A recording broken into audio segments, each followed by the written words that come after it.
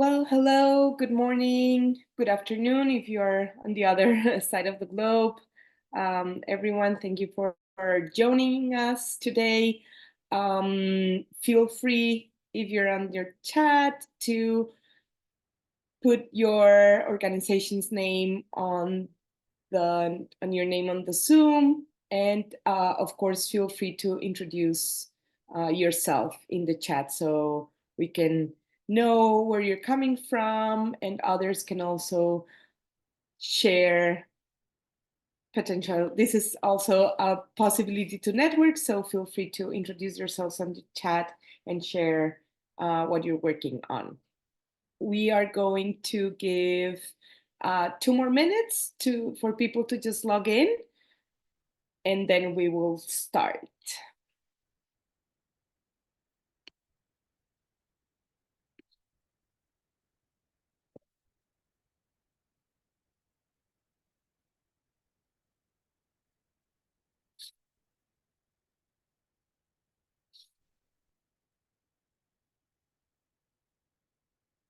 Welcome, Timothy and Lorena. Thank you for introducing yourselves.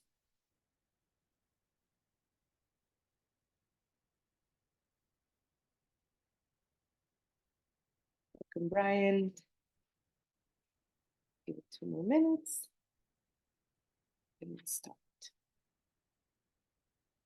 Welcome, Melinda and Lara.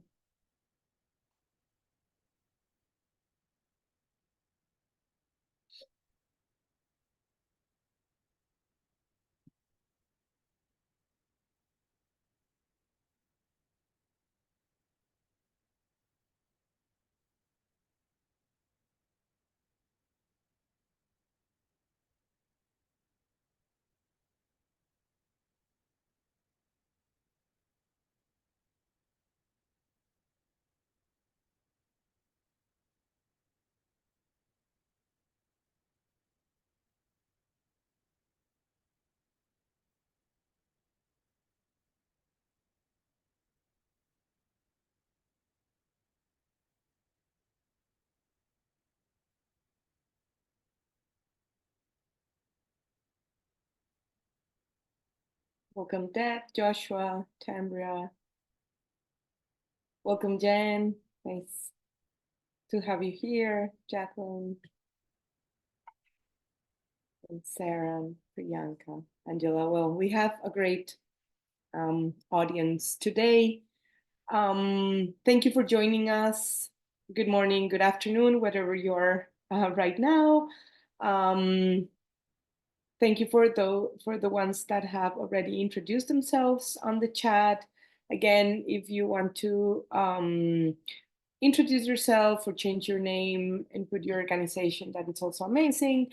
The chat will be open for introductions and eventually for questions, and or any other issues that you might have with audio or video. Okay, I think we can start.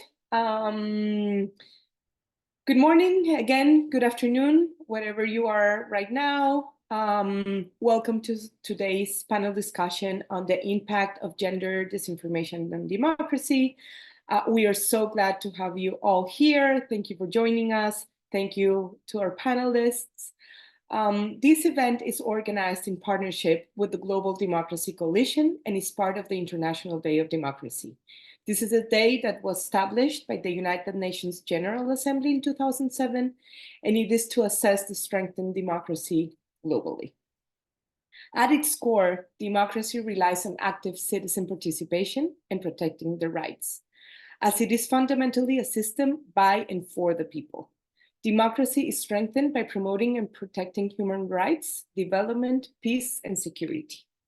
Today, we are addressing this critical and growing challenge: how disinformation, particularly gender disinformation, threatens democracy. Disinformation disproportionately affects women in public life, undermining their participation and eroding democratic institutions. Attacks towards women are often rooted in their gender, making them specific targets of such harmful actions. From research conducted by Fundación Multitudes, more than 90% of women parliamentarians in different countries in Latin America, they have been targeted by disinformation, with nearly all of them viewing it as a form of gender-based violence. This morning, through this conversation, we want to increase awareness and engagement on the challenges and opportunities for youth and women in democracy, share strategies and recommendations to combat disinformation, enhance democratic resilience, and of course, strengthen networks among civil society organizations and other stakeholders that might be here in the meeting across the region. We will have a panel discussion on the impact of disinformation on youth and women's participation, the state of democracy, and civil society's role. And after the panel, we want to give some time for participants to connect, share ideas, build collaborations, and of course, have some questions. The panel will feature influential voices with extensive background in this field. We have a distinguished panel of experts who bring a wealth of experience in law, civil society, governance, and gender equality, each with a deep understanding of the dynamics of disinformation and its impact on democracy. I want to thank all the panelists that we have here. I will introduce you. Due to unforeseen circumstances, we have new panelists and new people joining us today. We thank you for jumping in so quickly. And I want to welcome first Lucina di Meco. Thank you for being here. She's the co-founder of She Persisted. She's the vice president of Room to Read. She's a gender equality expert and women's rights advocate, recognized by the Political as one of the 100 most influential people in gender policy. Welcome, Lucina. Thank you for being here. Let me introduce Courtney Pompey. She's the Senior Director of Governance at Counterpart and co-chairs the Democracy, Rights, and Governance Workgroup at the Society for International Development. She has extensive experience in program management and design, and her expertise includes citizen engagement, electoral participation, peace building, and inclusive development. Thank you, Courtney, for being here. Marina Meira, welcome. Thank you for joining us. She currently serves as the coordinator for combating disinformation at the Secretariat of Digital Policies for the Presidency of the Republic of Brazil. She's a lawyer specialized in digital law, and her background experience comes from advocacy and public interest research on Brazilian and international civil society organizations on human rights in the digital environment, of course, with a focus on gender and children online protection. Thank you, Marina, for jumping in so quickly after Samara was delayed getting to New York. And finally, Dr. Alicia del Águila, welcome. Thank you for joining us. She's a program officer in the Latin American and the Caribbean office from Panama City. She's member of the Red de Politólogas, Nos y Mujeres, and of the consultant board of Argumentos Review. Welcome to all of you. Thank you for joining us and sharing your experiences, research, and work on the continent. Let's start the conversation. As mentioned before, gender disinformation is a growing threat. It's eroding trust in democratic institutions and reducing women's political participation. I want to pass the microphone to our guests and hear your perspectives on how disinformation has impacted democracy in the region and, of course, your field of experience.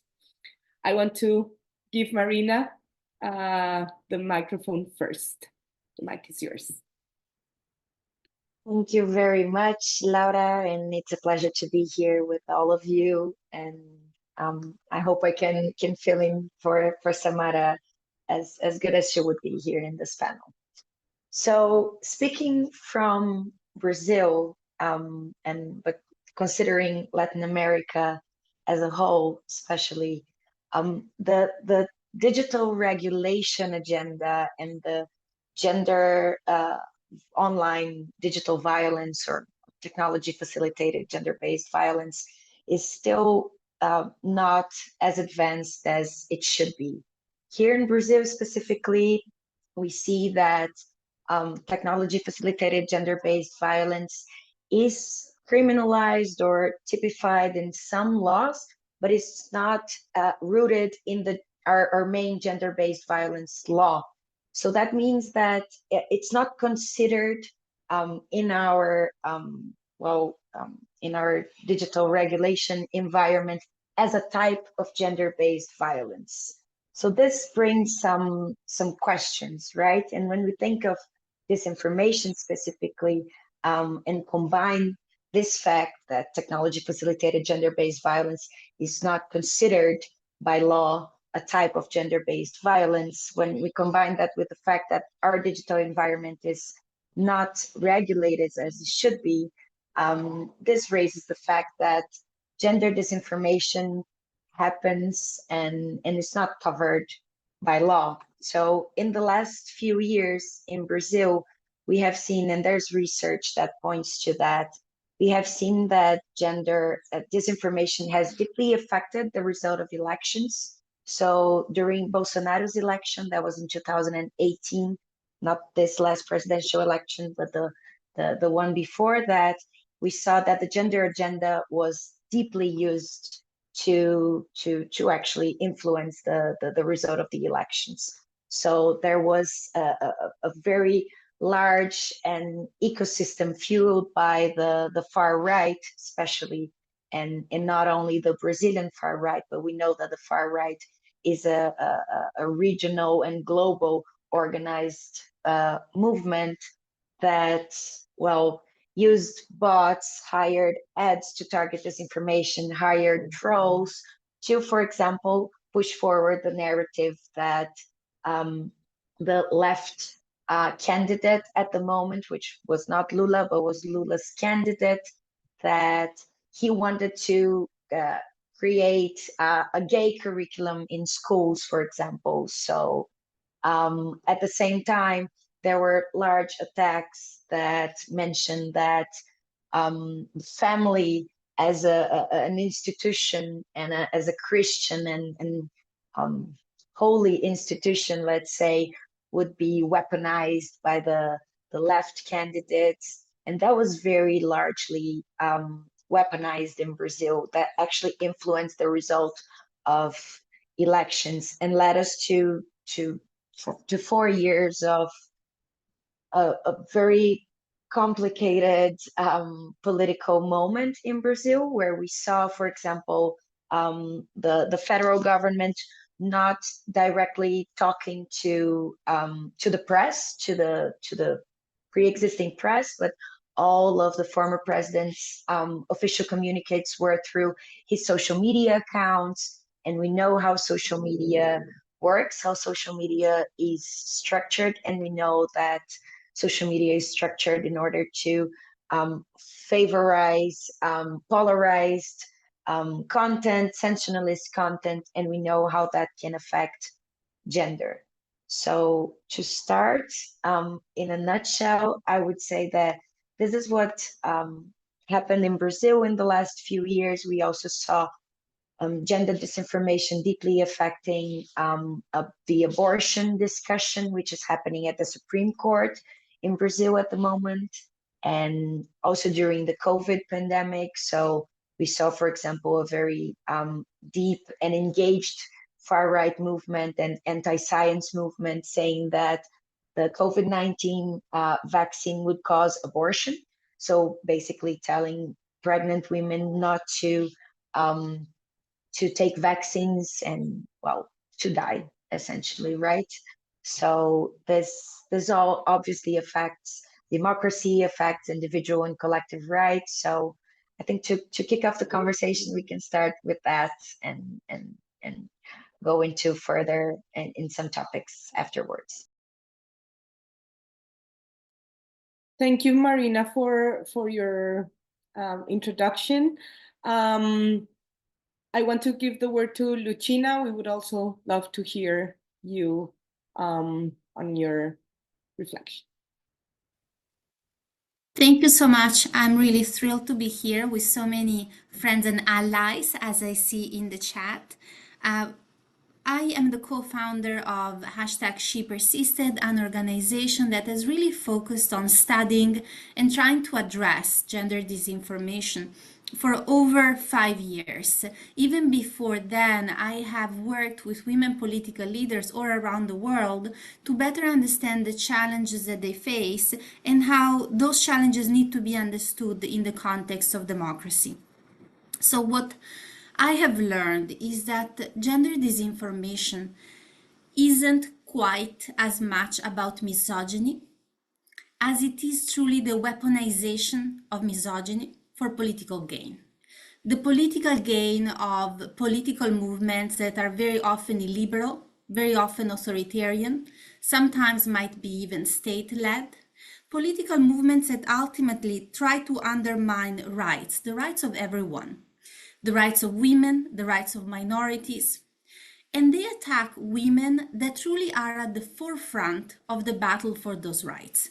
And so when we look at the analysis of who are the women that are attacked the most, not just, with individual attacks, but truly by coordinated campaigns, coordinated false stories, sometimes appearing hundreds or thousands of times across different platforms, trying to convince people that they are unfit for office, trying to undermine their political agenda. When we look closely at who those women are, we find that it's really mostly women that are supporting women's rights, minority rights, therefore the rights also of racial minorities, or in many cases marginalized populations in a number of countries around the world, and those that are supporting women's rights, sexual and reproductive rights in particular.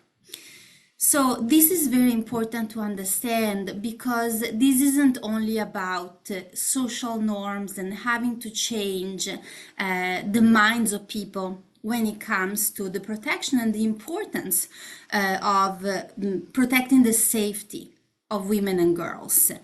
We see from our own polling in Brazil that a majority of Brazilians is concerned, for example, about the treatment that women and girls receive online. They are extremely concerned about the sexism that they are facing. They're extremely concerned about the bullying. And here comes some reason for hope. We see that 77% of Brazilians, in fact, support governmental action to regulate digital platforms in order to make sure that those harms do not keep being replicated. So this is important too, because we have talked about the weaponization of misogyny. Misogyny is weaponized also because it's monetized. Digital platforms are making money out of very negative, very divisive content that ends up undermining women's rights, that end up undermining human rights and minority rights. And they do that, in a sense, quite willingly. Whistleblower after whistleblower, we have heard, we have learned, in fact, that digital platforms do know the harms that their products cause, and they are doubling down because those harms generate large incomes for them. The good news again on this is that people have understood it. So we see in Brazil that a majority of Brazilians are concerned and unhappy that social media fails to protect women, are concerned and unhappy that social media profits from gender disinformation and online harms. 65% of Brazilians express this awareness. So while we have digital platforms on the one hand that are trying to use the language of freedom of expression to undermine progress on women's rights and undermine progress on the protection of women and girls online, on the other hand, we do see in Brazil and in other countries around the world ever more a population that is ready for more. is ready for progress, is ready for legislative change that truly brings the possibility for everyone to be able to speak equally online. Thank you, and I'm looking forward to having more of a conversation later on some of those points. Thank you, Lucina, for the very important and interesting information you just gave us, focusing on Brazil, now that we have a Marina. I want to pass the microphone to Courtney, please. We would love also to hear your thoughts on this issue. Thank you, Laura. I want to thank everybody, first to Multitudes Fundación for the invitation today. I'm Courtney Pompey. I'm our Senior Director at Counterpart International, and we're an organization that focuses at the community level on a variety of citizen engagement, citizen empowerment, community development programs, and I oversee our governance programs. We have a range of other programs as well, but I'll sort of focus on these issues and where it intersects with a lot of our partners. I also sit as co-coordinator of the Global Democracy Coalition, so I want to thank you all for being a part of the coalition itself, working on these issues. I don't want to pretend that I have any real expertise in these topics. I really want to leave those points to my panelists who have much more experience in sort of both the digital disinformation space and the gender disinformation space. And I wanted to just make a few remarks and kind of highlight a few of the things that we see at the community level and the impact of gender disinformation. And what it's really doing to both a few main points. One is, as Marina mentioned initially, was around trust issues. The disinformation and even misinformation that exists and continues to exist is absolutely eroding the trust that women and girls have in the systems that are meant to protect them. And it continues to erode their trust in elected officials and government officials who, if they have taken the risk to go out to vote and express themselves by not addressing these issues, continues to erode that trust and erode the trust in the system. We've also noticed that there is a lot of self-censorship amongst communities when different issues become the target of these disinformation campaigns. So, taking women's political participation aside and what is taking place to candidates and women who are in office, whether elected or appointed office, which is absolutely disturbing. And I have some even former colleagues and coworkers who have been the targets of these campaigns. But what it is doing in terms of self-censorship for others is having a fear and just an apprehension of even stepping into the space to voice their opinions and to really align their concerns with what decision makers can do about them. So we see a lot of self-censorship amongst women and different populations not wanting to weigh in because of the issues that are being targets of these campaigns. And then I wanted to mention about confidence. Women having the confidence. We've seen a lot of our partners in the region and in other regions where many of these campaigns are taking place. We work really hard to get them. Our partners to have the confidence to engage government officials around a variety of different issues and concerns that are affecting their community, which are completely unrelated in their view to politics and political systems. And for them, it's just, government should be providing goods and services, and government should be providing particular kind of legal frameworks that help them have better, more productive everyday lives. And for them, there's not always, some of these communities don't always see the connection with the political system. And when political disinformation campaigns continue to happen, targeting a variety of issues, we see when we talk to our partners, it's eroding their confidence and feeling like they have an ability to take part in the process. And so it's not only a distrust, it's a confidence to want to speak up, which is also related to their appetite for risk. And what they are willing to take on in terms of all of the other issues that they're dealing with in life. That is one that many of our community members we have heard are not willing to do. So I just wanted to kind of mention those sort of impacts and what we're seeing and kind of that trickle down effect into the communities that we're working with. But I'm really excited more for our Q&A to hear everyone's questions. It's lovely to see some former colleagues of mine in the chat who've introduced themselves, and I am really excited to hear more from my fellow panelists as well. So thank you. Thank you, Courtney, for your thoughts and shared experience. I would like to give the voice to Dr. Alicia. Last but not least, please let us hear all what you have to say on your experience. Thank you. Thank you very much, Laura. First of all, I would like to thank you. I'm very grateful for your kind invitation.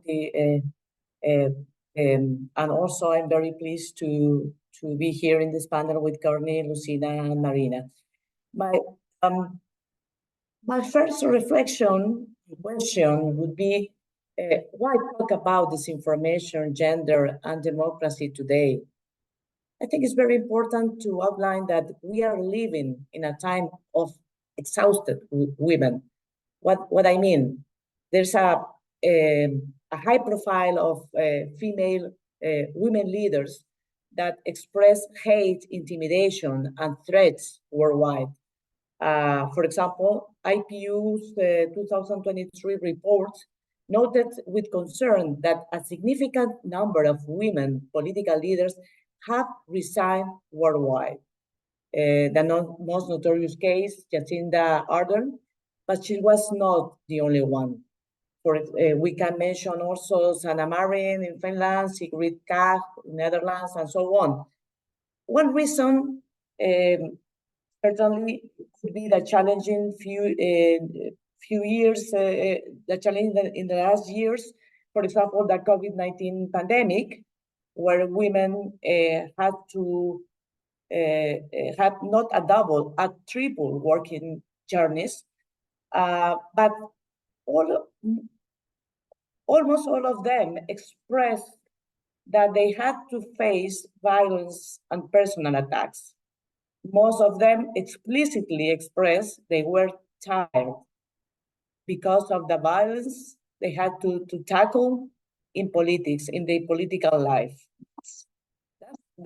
I think it's very important to them to this fact, to identify, to be clear about this fact. We are in a very challenging context for women, particularly for women in politics. To understand this problem, it's very important to be aware or remember that this kind of violence is a tip of an iceberg. A tip of an iceberg that's particularly visible when the political climate becomes more complicated, for example, during electoral campaigns. But anyway, this violence, gender-based violence, included disinformation, is a response when the gender roles expectations are not met, including subordination. That's why women political leaders broke that expectations make sound. That's why women disinformation campaigns are looking for weaken them,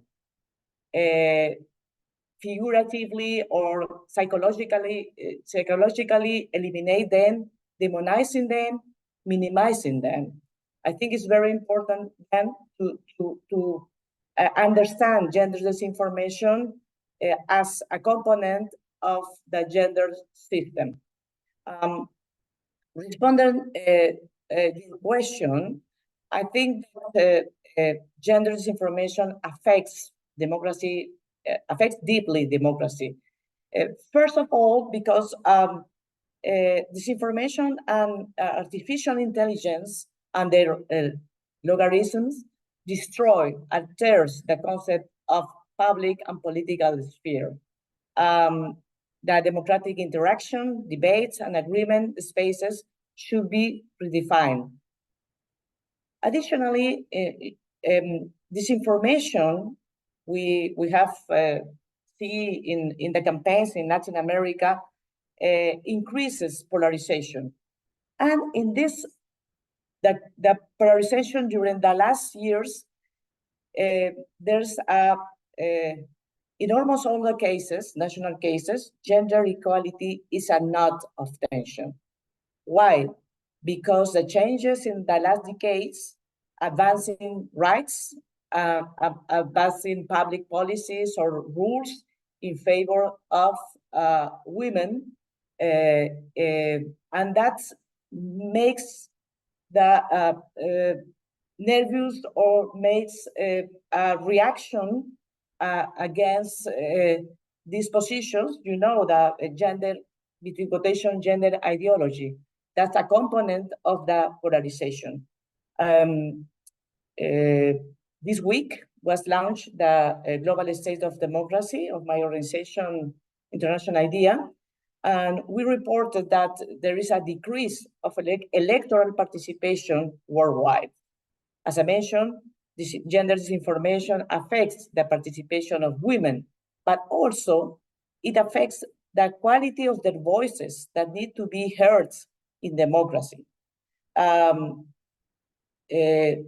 in this report, International Idea outlined that there's a decline in terms of defending rights worldwide. It includes women's rights. That's an evidence that is very important. It's a key issue to tackle this gender disinformation in our country. Thank you, Alicia, for your remarks and the rest. Thank you. Well, we want to focus more on what each of you mentioned. Lucina, I want to start with you. You mentioned very concerning issue about the weaponization of misogyny for political gain, and how, on the other side, digital platforms know their harm their products do, and they don't do anything because we know harm generates profit. I want to look deeper into that, but also ask you, what role can civil society, governments, and especially the tech companies play in combating disinformation, particularly, well, gender-based attacks on women leaders, since we know women's, as you mentioned, are the ones supporting and working for the rights of marginalized communities? Thank you, Laura. Yes. So there is plenty that digital platforms could do. Those are ultimately their products. They are products that have been designed in such a way to incentivize engagement, particularly knowing that the most engagement comes from the most outrageous type of content. So there is plenty of psychology showing that people are more willing to react if they are angry. And therefore, platforms tend to show you content that is gonna make you angry, content that is sensationalizing. No wonder many platforms prefer images and really reward the sharing of images, because those images have such a huge emotional appeal. So again, what we find, for example, through also the Brazil research that we have done, is that even when some of the content is debunked, it's still active, it's still being shared, it still keeps having an impact. And again, part of it is due to the high emotional impact, and part of it is also due to very strong elements of coordination. So digital platforms have, I would say, generally quite basic terms of service when it comes to their commitment to their consumers and what their consumers will be protected from, such as hate, such as disinformation, such as coordinated inauthentic activity.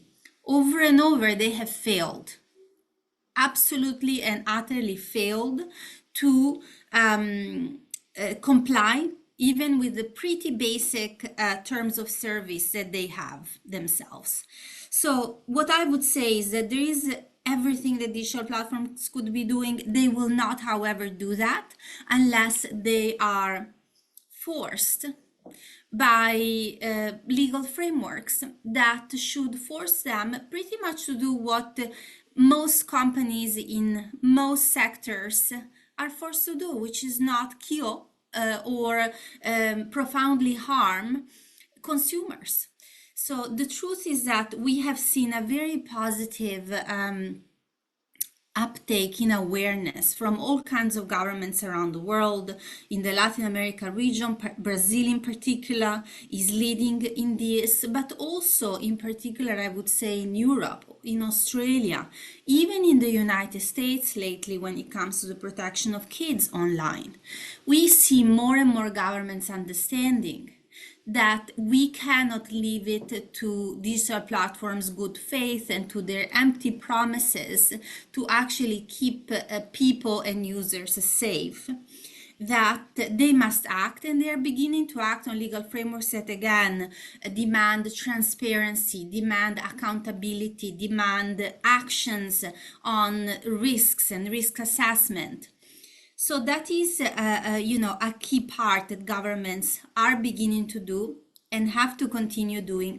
And I think when it comes to civil society, we really must understand that this is an issue that goes well beyond women. I would like to see many more organizations outside of the women's rights organizations that actually espouse this issue. Why? Because women are still running, women are strong, women are super resilient. We will continue to see women stepping up. The main harms that we see being done through gender disinformation, through the, through this type of online harms, isn't against those specific women. It is against broader democracy. It is against all kinds of issues that people get misinformed about, that people start believing absurd stories about. It's about social cohesion. So I would like for civil society to really be able to frame these more and more in the context of democracy and threats to democracy, as opposed to a women's rights issues in particular. And I know that the allies organizations that are on the panel are totally with me on these. I would like to see more of organizations to really also kind of like get aligned on this broader understanding, really, and therefore push for solutions that go beyond the support to the individual woman. That of course is needed and it's really important, but can only be a band-aid. We must work towards more comprehensive, systemic reforms that go beyond, again, the support to the individual woman that is attacked, and support that woman in making sure that, her case might be the only case, might be the last case, hopefully, where such harms are allowed to be perpetrated. Thank you. Thank you, Lucina, for your remarks. You mentioned very important approaches from different stakeholders to this issue. I want to move forward to Marina, actually connecting with what Lucina was mentioning about the role of governments in safeguarding women. How do you see the role of legal frameworks and governments in protecting women from online threats in Brazil, of course, but also in Latin America? And also, what type of human rights safeguards should gender disinformation legislation include, connecting to also what Lucina was mentioning? Thank you very much, Laura. So Disinformation, what disinformation does, and gender disinformation is specific, but technology facilitated gender-based violence as a whole, it comes from already pre-existing social issues such as misogyny, and it widens them and it profits, as was mentioned by my colleagues really well, not only profits but amplifies them, right? So why do platforms, or why does the digital environment as a whole has to be regulated? It is known, it is a risk that arises from their business model, that disinformation is enlarged, that disinformation is favored, that other types of online violence, such as hate speech or political violence, and gender political violence in specific, that they are, enlarged.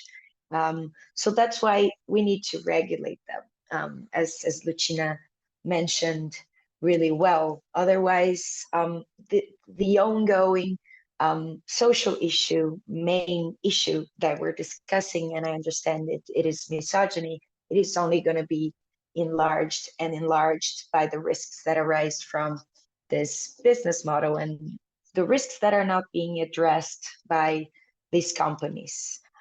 So some points here also, just to add, when my colleague said that companies that gender disinformation brings profits, it's not only to these online platforms, but there's very interesting research in Brazil from NetLab, an organization that was actually conducted in partnership with the Ministry of Women here in Brazil, that mapped online ads on Meta platforms, and during 1 month, and more than 1,500 ads were mapped, and they all targeted women, and it was seen that the very large majority, almost 80% of them, were selling beauty and health treatments, a lot of them which were not science-based necessarily, so reinforcing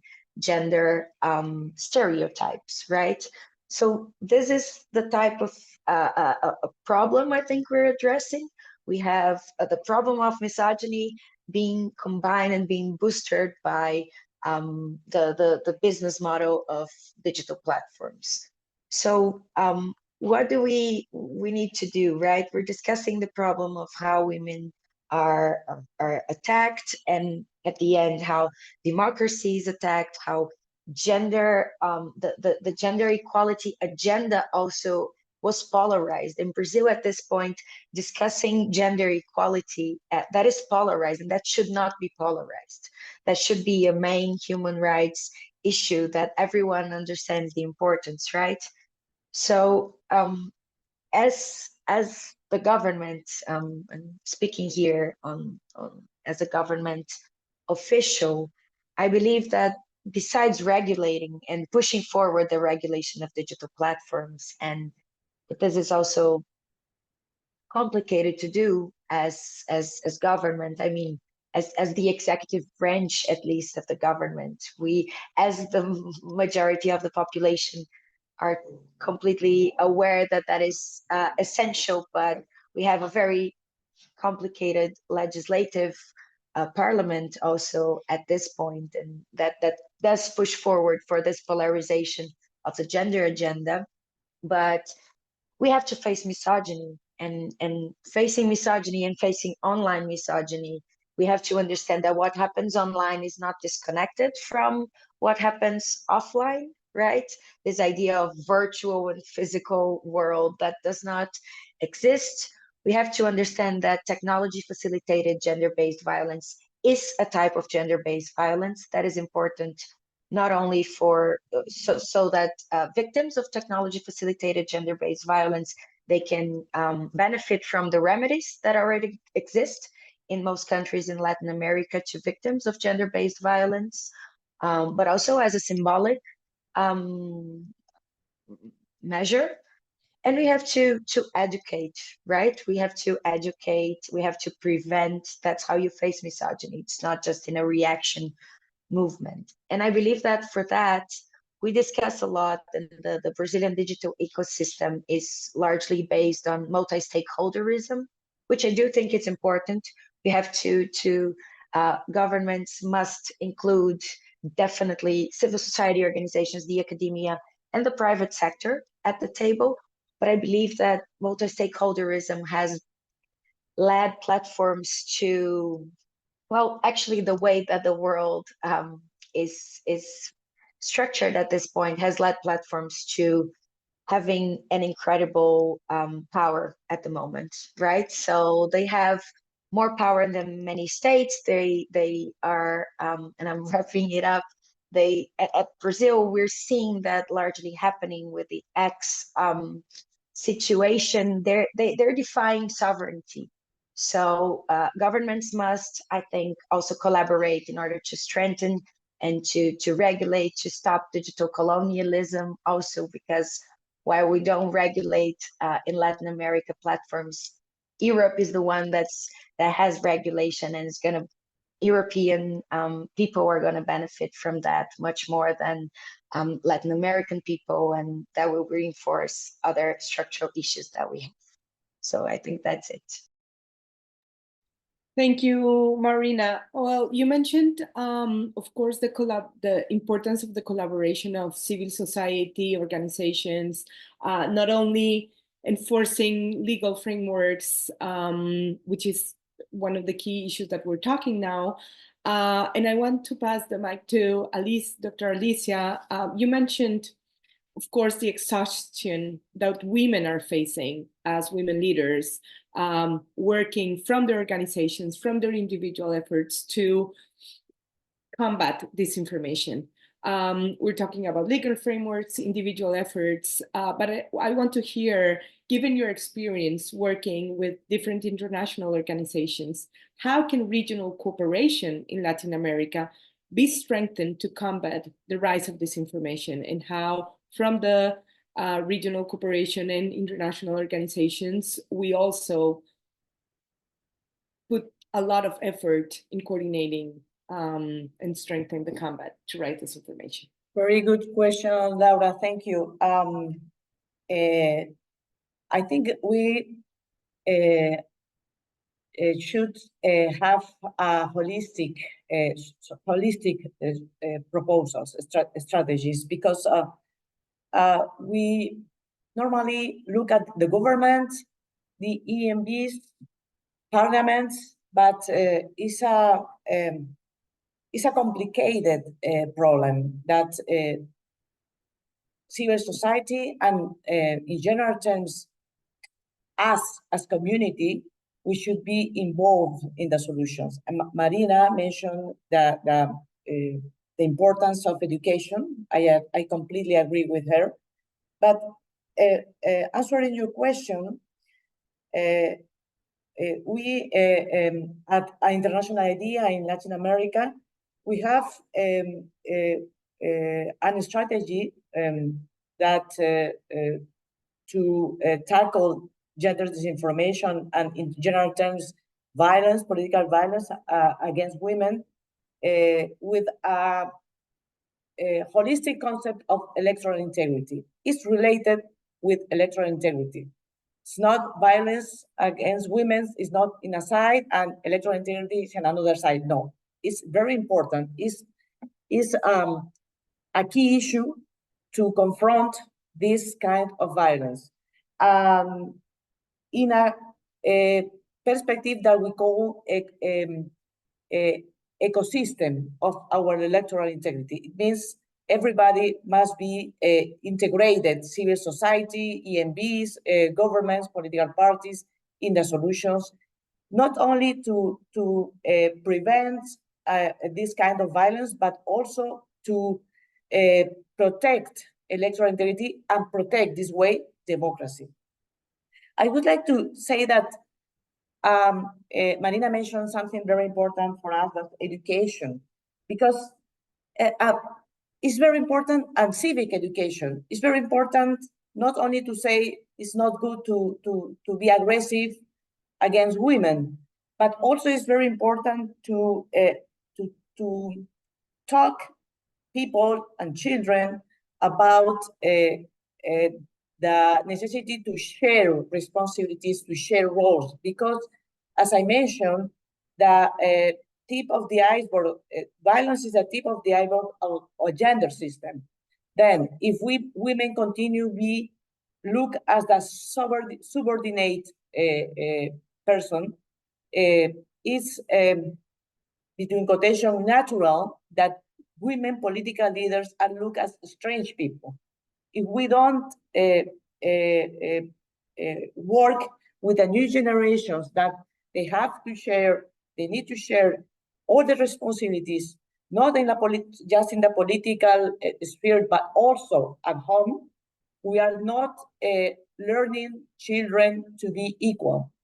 I remember some years ago when I went to Spain, visited the parliament, and the vice president of Las Cortes said, at that moment they had approved the parity law, and she said, yes, we have made this advance in the political sphere, but now we need this equal in the private sphere, because it's the same coin with the two faces, no?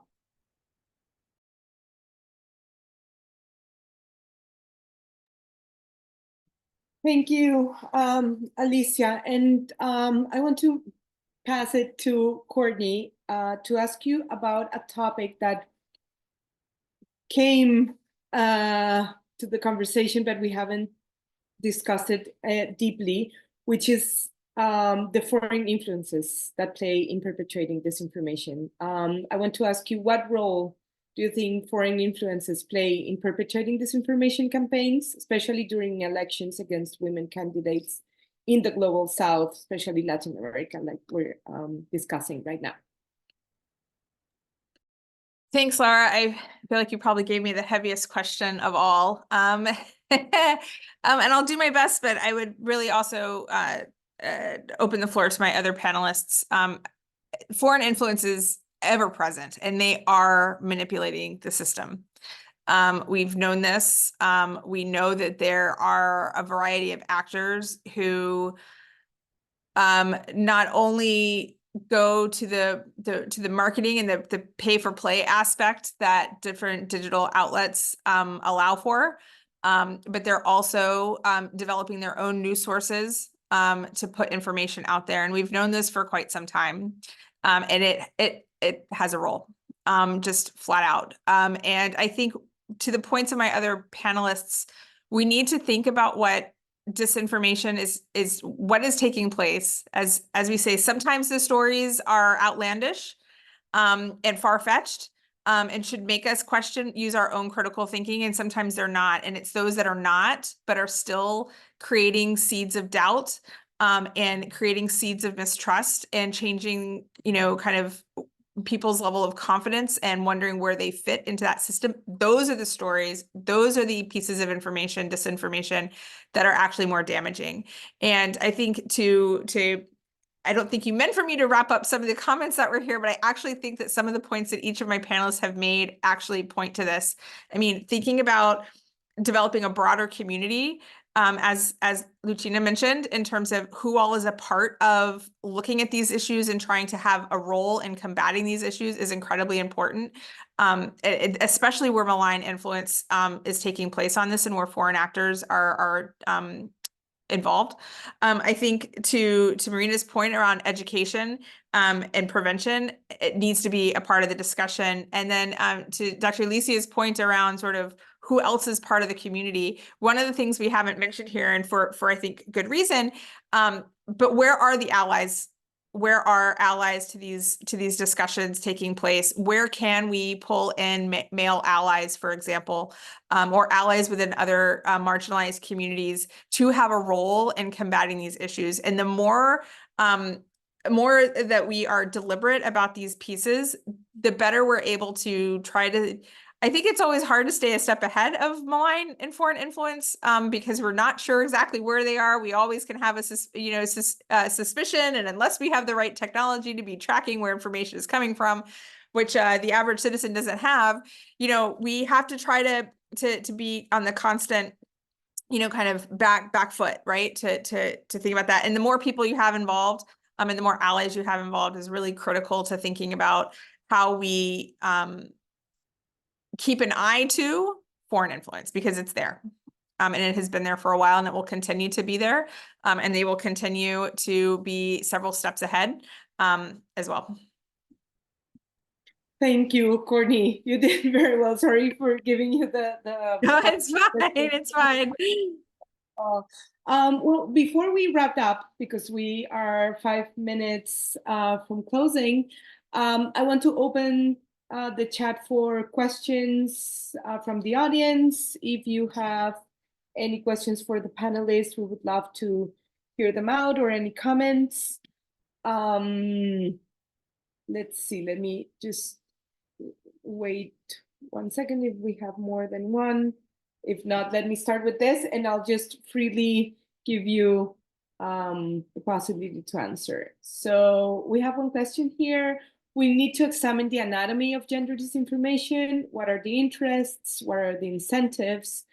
So which infrastructure supports the supermarket of choices, interlinkages between networks and models, and what has worked to contain gender disinformation? And he's also asking, do technology, social media companies care about the impact of gender disinformation? Feel free to open your mic and comment on these questions. Maybe Lucina, do you want to follow? Sure, I can start. I would say, we definitely have some analysis that we're able to look at some of those dynamics. So in order to really be able to look more closely at some of these dynamics, you need to do that type of, if you want, forensic analysis, the analysis of how the networks work, where are the channels where the disinformation is spread, who is starting, how are those channels coordinated. We do have some research on that, and definitely would need more of that, deeper in a sense, particularly looking at some of those aspects. We are talking about, for example, the ad system in this. Who are the companies that are supporting through ads this type of content?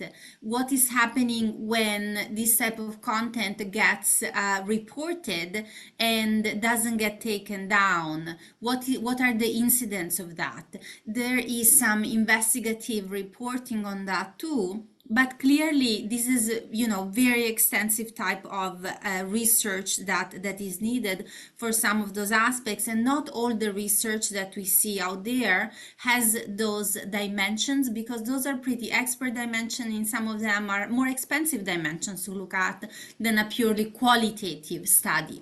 And we haven't seen perhaps as much really understanding of this issue to want to do the type of analysis, and want to look, for example, also at the foreign influence element, right? In some cases, particularly in Europe, we see a very strong foreign influence element, where some of the attacks against specific women in politics, and I can remember the German candidate for chancellor, Annalena Baerbock, she was the target of gender disinformation coming from Russian accounts. So we need more of that type of research, in a sense, and therefore that can promote some of those responses, including responses from advertisers, to be more careful, to be more demanding. I would say, when it comes to the last question on, do digital platforms care, I think we have strong evidence by now that they absolutely do not care. we have seen this over and over and over again, you know, in the way that those platforms are managed, and so in the way that they keep not even responding to the minimum standards that they themselves set. And therefore, again, in the absence of being forced to, it's going to be very hard that we are going to see movement on their part that goes beyond just, you know, paying lip service, as one says, to whatever request that comes their way. Thank you, Lucina, for answering Joshua's question.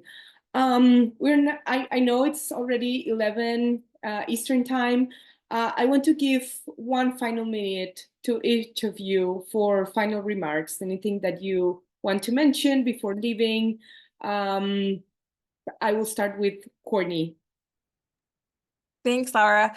Thank you again for this panel. The few things that I wanted to say that hadn't had a chance to come up was the deliberate cleavaging that disinformation is doing can't be understated within communities and at the community level, which is really where Counterpart works. The other thing I wanted to say was the intersectionality of this issue, not just in terms of gender as an intersectional issue, but also the intersectionality of the different issues that are being used to create gender-based violence. Those are incredibly important points, which we could probably spend a whole other panel to talk about those things as well. But those are two things that had struck me that I had not had a chance to both mention the importance of and hadn't really kind of come out in the rest of the conversation. But thank you again for such an amazing discussion.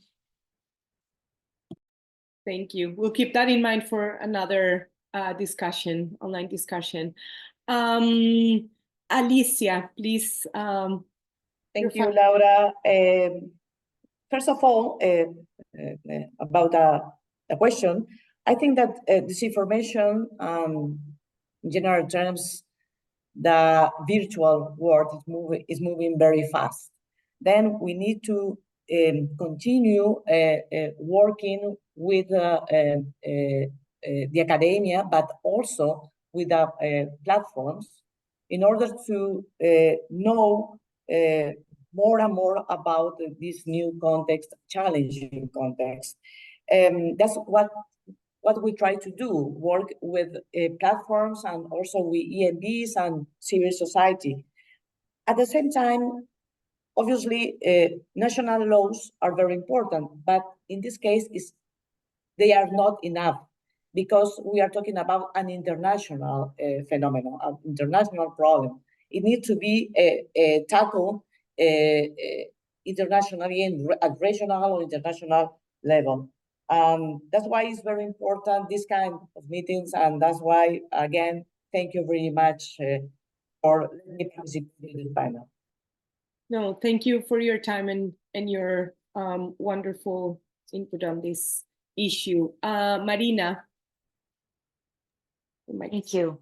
So I completely agree with what my colleagues mentioned and this that Alicia said, that we need to take this discussion to international spaces. That is completely true.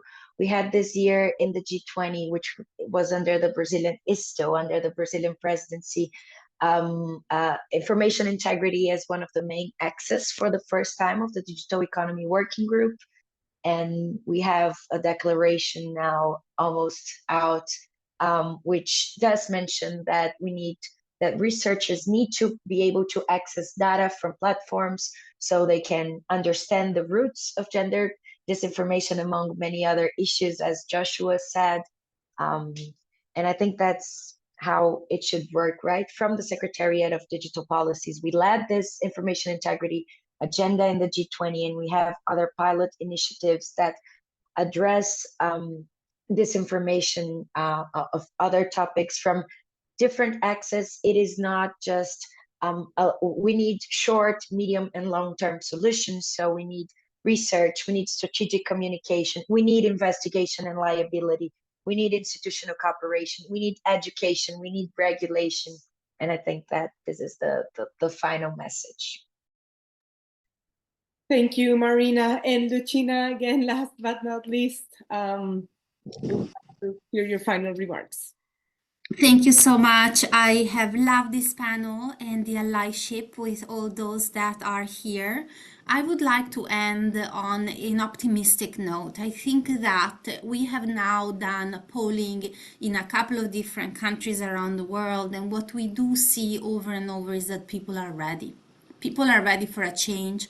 People are demanding a change, and governments are beginning to follow. So I think that it's really important to really keep, stressing that people are not feeling free to express themselves online. It's women, it's minorities, it's political activists.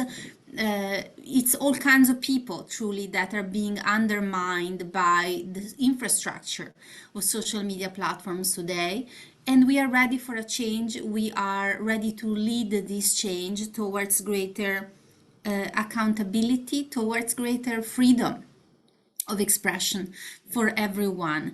And so I am looking forward to continuing the conversation and to hopefully have ever more grounded, ever more comprehensive conversations with larger groups of people, because again, women are at the forefront of those battles that are the battles of democracy and human rights, and that's why they're being attacked.